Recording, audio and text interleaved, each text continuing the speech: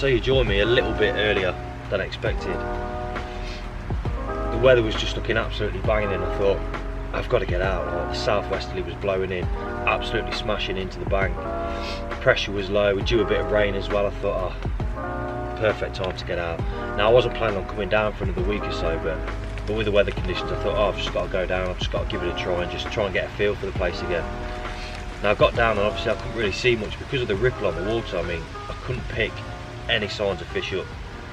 I was thinking, oh, we're going to be sitting on the wind, have the wind into my face, and that's where the fish will be.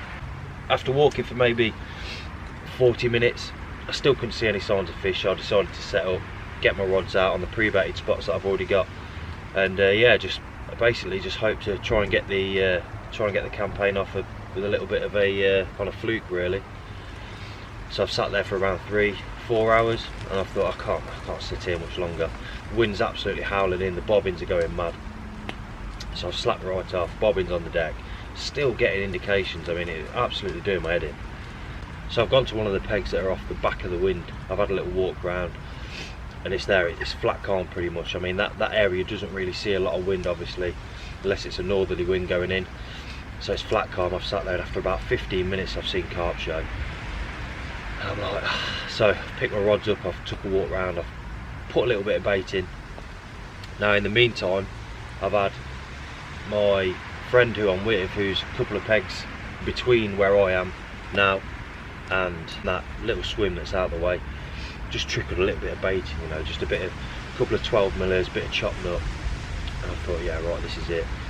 And I've heard him shout, and so my rod's not in yet. I've run down to him, and he's there, he's playing a fish, and it'll be the first fish he's had from this lake. I mean, he's putting around 6 sessions now, and yeah, he's landed it, a nice upper double mirror, one of the nice beautiful ones out of the lake.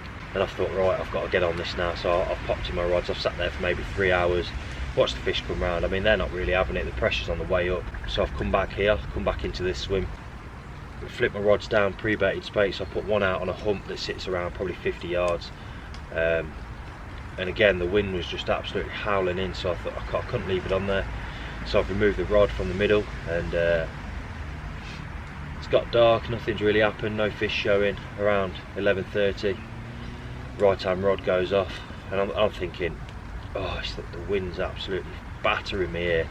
I sort of woke up, and yeah, it's kept going, so I've picked up, and I've just felt a nice heavy thud on the right hand rod, and I've just thought, right, we're in. This is what I've come down here for. So I'm playing this fish, and it's absolutely battered me up. I mean, I use 6-foot rods on this water. It's not a big water at all. I mean, with a decent chuck I could reach the far side if I wanted to, but if I'm going to be at the far side, I'm going to go around there and I'm going to fish from there. So yeah, this fish absolutely beat me up. It's took me around probably 10 minutes to get it in. Pitch black, couldn't find my head torch. I've got the ridge monkey between my legs, lighting up the swim on the green light. Looked like something from the Chuckle Brothers, but yeah, managed to get this fish in. That one went 21 pound too. One of the commons out of the lake. I've not had that fish before, so yeah, good to get off the mark. So I've slipped that one back in, and then literally I couldn't get back sleep. I was just excited, you know, when you get that buzz because you're off the mark, you've had a fish, it's woke you up, and your adrenaline's going, your heart's beating, and you see what you've got, and it's a nice gold common. So I've laid there till probably 3 o'clock. Finally managed to get back sleep, and then about 5:30, left hand rod's gone, pulled off. To be fair, that one absolutely just ran me around the swim. It had gone straight down into the deeper water. Now if you get a couple of rod lengths in front of me, we're sort of talking 22 foot, and I'm playing this fish, and it's come up, and then it's gone bang bang bang bang, bang, off it goes again. Heart's going on, thinking, oh, I've got one of the bigger ones again, and fish rolled over the net, pops it in the cord, and yeah, to be fair, when I opened it, I knew it was one of the gems of the lake. A nice little beautiful mirror.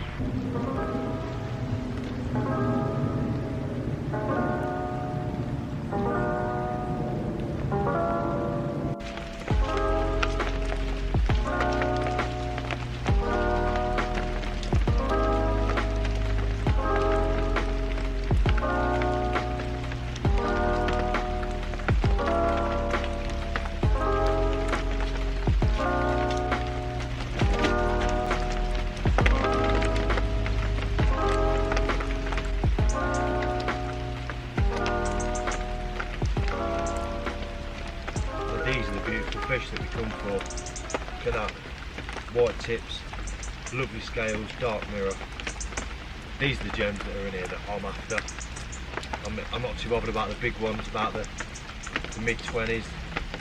These are the ones that I'm after, the stockies, the beautiful little jet black mirrors. Look at that, absolutely beautiful. I'm not going to weigh this one, I know it. I'm going to give myself £14 for it, and I think it's worth that every day of the week.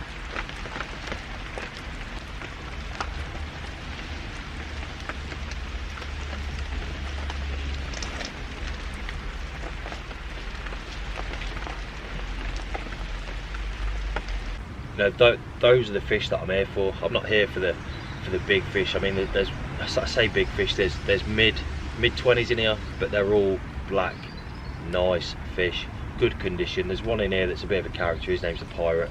If he pops along, you'll see why. But yeah, I want the small, not the, yeah, I want the stockies that were put in around 10 years ago. They're so nice, little gems, and you wouldn't believe, but we're in the middle of a busy town here. I've got a road probably 30 yards behind me, one of the main roads.